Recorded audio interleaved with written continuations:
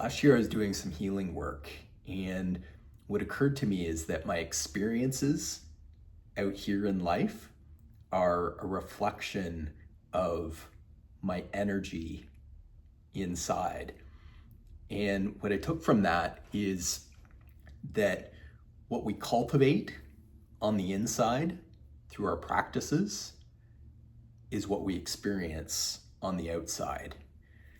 And as I thought back on the past 5 years, I can see that, all of the time and energy that I've put into my practices have been seeds that, have grown and impacted the circumstances continue to be challenging and difficult throughout life. Just my experience of them has dramatically changed in the last 5 years that I've been cultivating this practice of peace.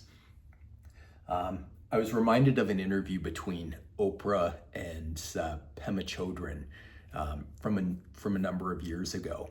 And in it, Oprah refers to the third law of motion in physics, where she says that, for every action, there's an equal and opposite reaction, or what A Course in Miracles refers to as the law of cause and effect.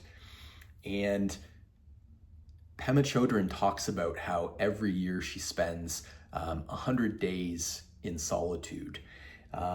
So it creates a space where, we can be really present with ourselves to what our mind is telling us about the storylines that we're experiencing.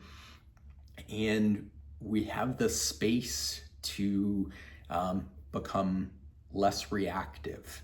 As Viktor Frankl says, that space between stimulus and response is where we have the power and freedom to choose. And in solitude, it just gives us that extra little bit of space to notice what's happening in the storyline of our mind. And, she talks about how that space creates opportunities for her to really work on and relate to whatever life presents us. And in this interview, she talks about some of the really challenging things that she had been navigating within the lineage of Buddhism that she's a part of, and some of the difficult stands that she's needed to take. And so, out of this, I took, that, we then bring this awareness that we've developed in solitude into our social interactions, seeing what's happening more clearly and not relating to others as adversaries. I think back to, where I first experienced this concept. And one of my favorite books that I read during university was Nelson Mandela's Long Walk to Freedom. And in it, he talks about the distinct difference of who he was, kind of before he was sent to Robben Island in prison, and who he came out as afterwards, and really how, that transformation was what allowed him to then go out and transform, the dynamics of apartheid in South Africa.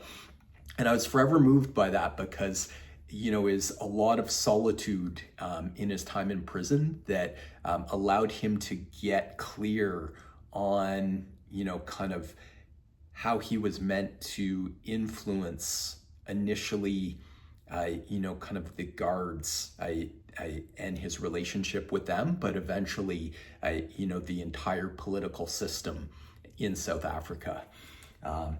Gandhi talks about having a practice of solitude. He says, solitude is a catalyst for innovation.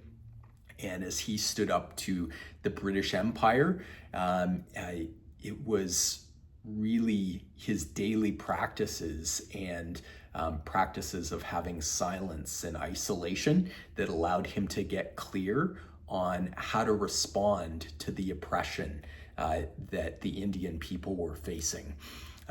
Recently I've also watching a series called The Chosen that kind of outlines Jesus's life, and he frequently talks about kind of taking time alone to be with himself and with God, so that he can then come back to his disciples to meet the moment where they're at.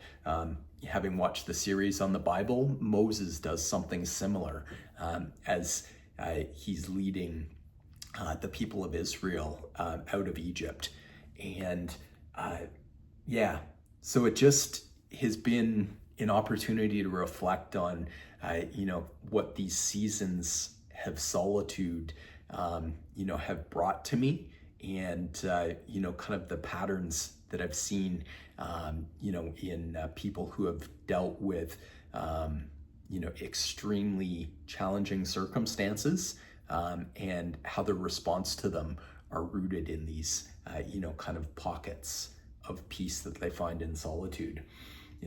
One of my former partners referred to, the season of life when I first started this as my hermit lifestyle.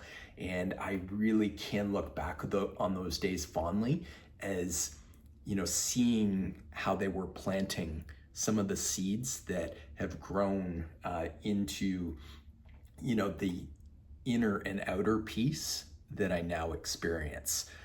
So wishing you peace, and I will see you back here tomorrow.